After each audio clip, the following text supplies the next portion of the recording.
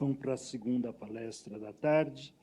Ela vai ser proferida pelo José Barbosa de Oliveira. O título é Principais Impactos no Resultado da Análise de Risco com as Propostas da Mudança da NBS 5419. José Barbosa de Oliveira é graduado em Física pela Universidade Federal de Minas Gerais.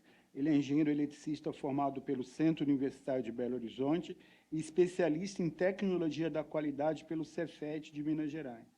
Ele é membro da Comissão de Estudos da ABNT sobre Proteção contra Descargas Atmosféricas, que trata da NBS 5419. Ele é instrutor e palestrante com experiência na área de proteção contra descargas atmosféricas desde 1996. Boa tarde. Bom, a ideia aqui é apresentar para os senhores, assim como o Wilton fez, o que está sendo proposto, né, para o gerenciamento de risco, / análise de risco, para a nova NBS 5419. Né? Nós estamos num trabalho intenso de revisão da NBS 5419, bem avançados, né? Já gastamos alguns quilos de horas de trabalho na revisão, numa expectativa grande de poder entregar esse pacote de proposta de revisão para a ABNT, para ir assim colocar em votação. Né? Então, aqui o foco é exclusivamente na parte 2, né? A 5419 ela é dividida em 4 partes, 1, 2, 3 e 4. A parte 2 ela vai tratar exclusivamente do gerenciamento de risco, que é hoje, né? E amanhã a proposta a gente já começa aí trocando de gerenciamento para análise de risco. Né? A gente vai parar de tratar de gerenciamento de risco e vamos chamar de análise de risco. Né? 2026 ali eu coloquei como uma provocação para identificar que é a proposta, né? O Jobson deve ter começado a chorar ali no que ele viu 2026, mas eu acho que acredito e tenho fé que a gente consiga entregar uma nova 5419 antes de 2026, esperamos, né? Mas, né, tá aí o 2026 para esse slide não envelhecer, digamos assim, né? Já começar errado. Então, acho que 2026 é um prazo bom, mas Deus queira que seja antes. Estamos trabalhando pesado para isso. Tá? Então, o gerenciamento de risco de 2015, ele é dividido em 4 riscos, né? Risco 1, 2, 3 e 4. Risco 1 é o risco de se ter perda de vida humana. 2, o risco de se ter perda de serviços essenciais ao público, né? E aí nós estamos falando de fornecimento de energia, fornecimento de sinal, né? Telecomunicações, né? Fornecimento de telecomunicações de uma forma geral, né? TV, internet, né? Telefone, de água, né? Saneamento, né? R3 é o risco de perda de patrimônio cultural, né? Museus, né? Galerias de artes, etc. E R4, também conhecido como o risco do hélio, é o risco de perda de valores econômicos. Okay. Bom, então, hoje, os riscos eles são divididos, né, em outros riscos menores e específicos. Né?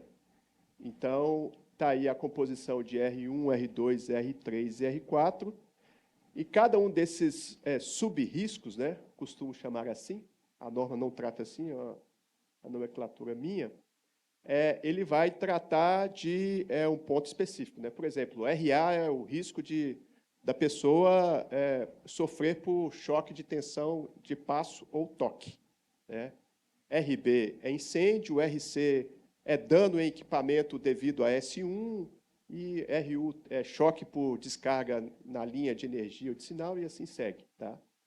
Bom, para 2026, né, a nossa proposta, né, o que a gente está apresentando, é cortar R2, que é o risco de se ter perda de serviço essencial público, e cortar o R4, que é o risco de você ter perda de valor econômico. Tá? A proposta, na verdade, não é simplesmente cortar, né, excluí-los, é trocá-los pela frequência de danos. Okay? Então, ao invés da gente ter o risco de perda de serviço essencial público e ao invés de se ter o risco de perda de valor econômico, nós vamos tratar da frequência de dano F, né, que vai ser o número de falhas por ano causados por descargas atmosféricas. Tá? O R4, por muito esforço do doutor Hélio, ele vai existir ainda na norma, né, mas ele foi rebaixado para um anexo informativo, né, no final da parte 2, e ele foi explicitamente definido como opcional. Né? Vai continuar lá ainda, vai tratar R4, calcular R4, dimensionar R4, aplicar R4 no seu projeto, na sua instalação.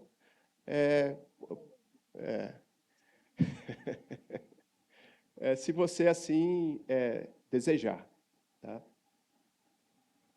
Bom, então, a proposta de revisão da parte 2 da NBR 5419 é a gente ter R1, que é o risco de perda de vida humana, e R3, que é o risco de perda de patrimônio cultural. E vamos ter o F, que é a frequência de dano, né? Falhas de serviços, dano em equipamentos, né, que possam causar falha de serviços. Né? Bom, os riscos R1 e R3, a tolerância deles permanece, né? Então, para R1, o risco de perda de vida humana, se for menor ou igual a 10 a menos 5, esse risco é tolerado, né? Ou ele é tolerável. E R3, se for menor ou igual a 10 a menos 3, ele também é tolerável, não havendo necessidade de adoção de medidas de proteção. Né? O R3 é o risco de se ter perda de patrimônio cultural. Tá? E aí nós entramos com F, né, que é a novidade, e aí os limites de F, nós estamos propondo dividir o limite em 2 critérios, tá? Que a gente chama de serviços críticos e serviços não críticos. Tá? Os serviços críticos seriam aqueles que vão causar um impacto, o serviço que a falta dele, ou a falha dele, poderá causar um impacto a uma sociedade, a uma comunidade, né? Seria o caso de hospitais, né? Polícia, as infraestruturas de comunicação da polícia, por exemplo, de emergência, né? SAMU, serviço de fornecimento de energia, de saneamento, de telecomunicações, né? Esse serviço que a falha deles poderá causar um impacto a uma comunidade, né? Um bairro, uma cidade, né? A gente está chamando de serviço crítico. E os serviços não críticos seriam os serviços que não causariam impacto a uma comunidade, a uma sociedade. Né? Seriam os demais serviços. Né? Aí está aí os serviços de um data show, né? De um serviço, né? Dos equipamentos de uma residência, de um prédio residencial, né? Numa indústria, de uma forma geral, né? Seria um serviço não crítico. Tá? Por serviço crítico, a tolerância de proposta é de 0,1 falhas por ano. Ou seja, uma falha a cada 10 anos seria o tolerado para o serviço não crítico. Para o serviço crítico, desculpa. Para o serviço não crítico, a frequência tolerável seria menor ou igual a 1 falha por ano. Tá? Então, essa é a proposta que a gente está fazendo para a parte 2, que é para análise de risco. Okay? A estrutura básica dos riscos permanece. Então, R vai ser igual a N vezes P vezes L. É a mesma estrutura que a gente tem hoje, né? Onde N é o número de eventos perigosos, P é a probabilidade do dano, né, que nada mais é que são as medidas de proteção. Então, se eu não tenho medida de proteção, esse P é igual a 1. Né? Ou seja, eu não tenho nenhuma atenuação, o meu risco ele não é atenuado. Tá? Se houver uma medida de proteção pode ser um SPDA, medidas contra tensão de passo e toque, né? Medida de proteção contra surtos, MPS, né?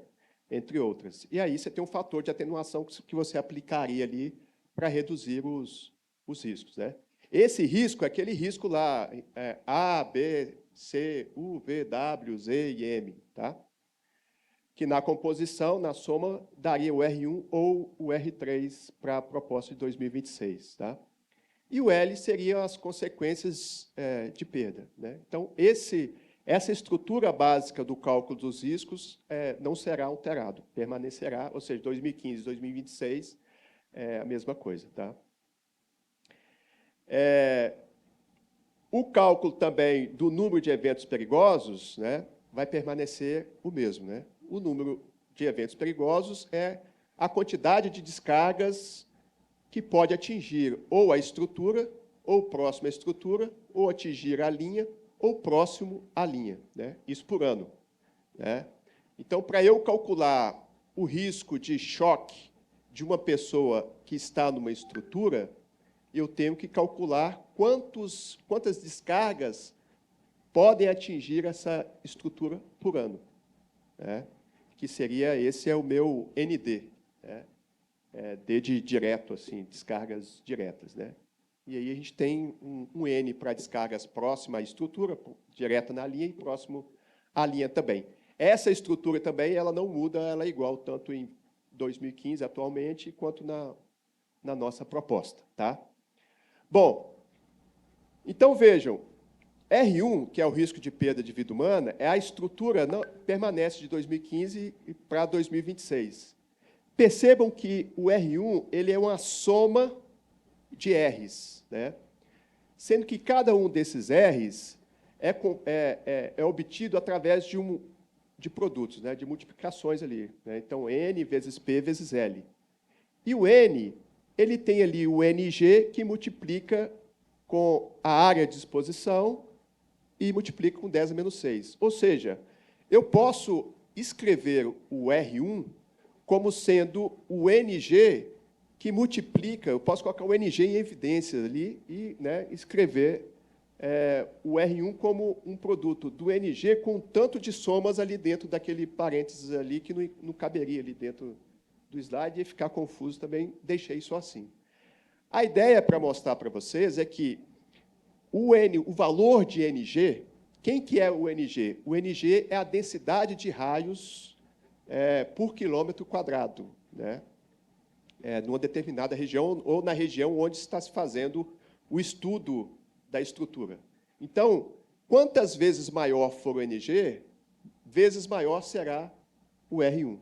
Então, a relação é direta do valor de NG com o risco de se ter perda de vida humana ou o risco de se ter perda de valor cultural, né? O R1 e o R3. Tá? E aí está a principal mudança da próxima 5419, que nós estamos propondo. Né? Os valores de NG serão alterados, ou a proposta é de alterar os valores de NG. Tá? Então, à esquerda aqui é o novo mapa. Né? Eu não vou entrar em detalhe desse mapa, porque eu vou deixar aqui, estrategicamente, o Hélio colocou o Walter depois de mim, porque ele é um dos pais desse mapa, então ele vai apresentar para vocês o novo mapa, né? O mapa que eles fizeram junto com a turma do INPE, né? Para 5419. Então, à esquerda é o novo mapa, esse aqui é o mapa só da região sudeste, que eu trouxe para ilustrar, tá? E à direita está o mapa atual, ok? Então, a gente vê aqui algumas semelhanças, mas algumas mudanças também. Tá? Então, vejam, nessa tabela eu elenquei algumas capitais. Tá? A primeira coluna aqui é o NG hoje, o valor de NG hoje, né? Na coluna 2015 é o valor de NG hoje. E na coluna 2026 ali é a proposta de revisão do NG, ok? Que eu vou deixar o Walter na próxima apresentação para ele justificar a razão, o motivo dessa mudança aí, tá? Então, vejam que a mudança ela é significativa, né? A mudança é significativa, né? Então, a gente tem ali, por exemplo, Belo Horizonte, a minha cidade, vai dobrar o valor, né? Hoje, em média, ali, 7 descargas por quilômetro quadrado por ano, e a proposta vai mudar para 14, vai dobrar. Ou seja, né, dá para a gente já de cara entender que o R1 calculado hoje, ele vai dobrar se ele for calculado com base na versão de 2026. Nós temos situações ali de Salvador, vai passar de meio para 4 descargas por quilômetro quadrado por ano, né? Você tem um aumento aí de 700%, no valor de NG, né? São Paulo, hoje, é 11, né? É uma das mudanças também, né? Então, hoje nós temos para a cidade de São Paulo, nós temos vários NGs para a cidade de São Paulo. E o Walter vai detalhar para vocês que nós passaremos, a proposta é ter apenas um valor de NG por cidade, tá? Então, a cidade de São Paulo, em 2026, só teria o valor de NG igual a 20. Hoje, a gente tem, dependendo da região, a gente tem valores diferentes. Então, esse é o primeiro impacto, é a primeira grande mudança, tá? Na revisão. E a mesma coisa, o F, o cálculo a estrutura básica do F é bem parecida com o do R.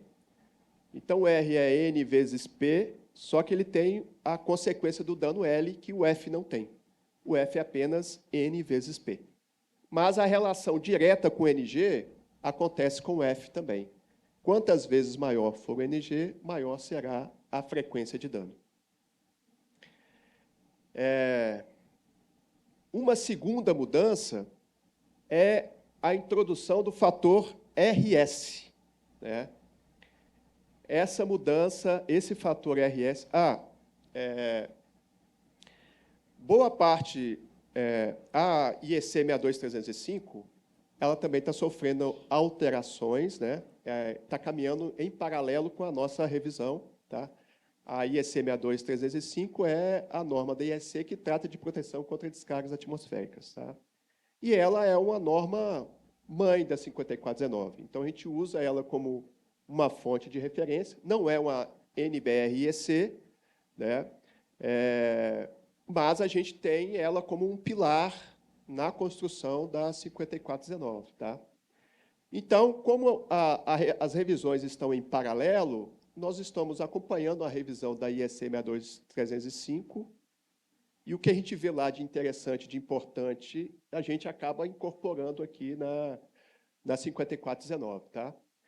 O conceito da frequência de dano, nós importamos isso da revisão da IEC 62305. Ela ainda não está concluída, mas a gente já viu que isso já está consolidado e que vai permanecer, então nós importamos para a revisão da 5419. Tá? Esse fator RS, ele também é uma importação dessa revisão da IEC 62305. Né? Há quem diga que foi um trabalho que eu e o Hélio fizemos, o grau de 2019, né? Acho que foi 2019, onde eu e o Hélio nós estávamos, nós discutimos que estruturas frágeis, estruturas de alvenaria simples, estruturas de madeira, estavam mais suscetíveis a danos ou a causar danos em pessoas, ou a própria estrutura sofrer mais danos do que aquelas estruturas mais fortes, né? Estruturas tipicamente de metal, né? Metálicas, ou de concreto armado. A gente vê que as estruturas simples, de alvenaria simples de madeira, sofriam mais com os efeitos das descargas atmosféricas. Então, lá nesse trabalho, a gente propôs a criação de um fator que iria aumentar o risco das estruturas simples e manteria, né, como está o risco das estruturas robustas. Então, isso a gente vai incorporar também, a proposta é incorporar isso na 5419. Então, as estruturas simples, elas teriam a multiplicação de um fator, ou seja, o risco dobraria, e a estrutura robusta, o risco permaneceria como está hoje. E essa adição, né, esse fator adicional IRS, ele também tem uma relação direta com o risco. Tá? No caso aí de R1, né, ou de R3. Né? F não levaria esse fator. Então, para R1, a gente teria aí o acréscimo de 75% a 700% naqueles exemplos lá de capitais que eu apresentei para vocês, mais esse adicional de 100% aí, caso a estrutura em análise seja uma estrutura simples, né, de alvenaria simples ou de madeira. Tá?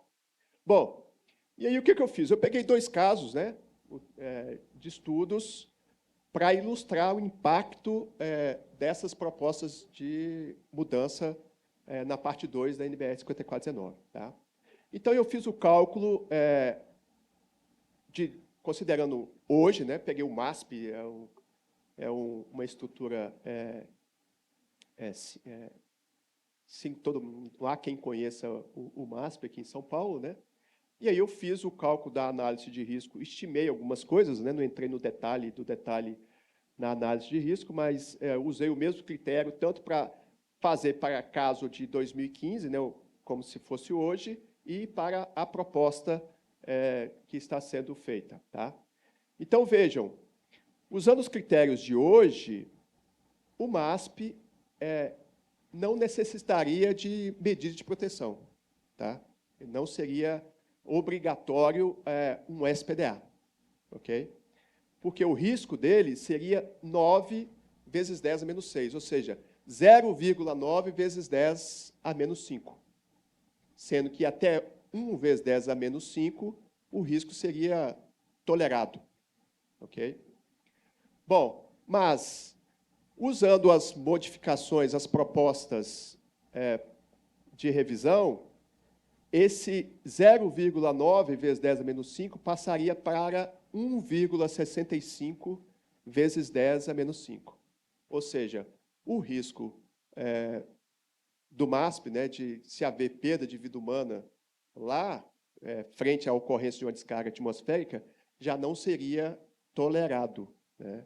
Haveria necessidade, ou há necessidade de, com base nas mudanças, de adição de medidas de proteção para reduzir esse risco ou mitigar esse risco a um nível tolerável. Okay? Fiz a mesma coisa para... bom, há várias formas de mitigar esse risco. Né? Uma das formas é usar um SPDA, né? Com nível de proteção 4, ou classe 4 hoje, né? É uma das mudanças. Né? A gente vai... não vamos falar mais de classe na próxima revisão, vamos falar só de nível de proteção. E eu já estou incorporando essa... A gente trabalha tanto com a revisão que chega um momento a gente não sabe se o que vem à mente da 5419 se é do que é atual ou se da proposta de revisão. Às vezes eu já fiz algumas bobagens de trocar uma coisa pela outra, de tanto que a gente está imerso nisso. Né? Bom, então, para controlar o risco do MASP, a gente teria que ter um SPDA nível 4, tá? Obrigatoriamente. Tá? Para que ele fique lá 0,33 vezes 10 a menos 5, né? Para tornar o risco de 1,65 para 0,33. 33, nós teríamos que adotar um SPDA nível de proteção 4 no mínimo. Tá? E já aplicando aí a frequência, né? A frequência de dano, de falha dos equipamentos que estão embarcados, vamos dizer assim, no MASP, é de 2,1 falhas por ano, já considerando o NG proposto, né, a modificação do NG. Ou seja, o MASP se enquadraria aí no serviço não crítico, né? Então, o tolerado seria 1 falha por ano e a frequência calculada está o dobro disso, né? Mais do que o dobro. Então, nós teríamos que ali, por exemplo, usar medida de proteção contra surtos, né? Que poderia ser DPS coordenados de acordo com o nível 4 também de proteção.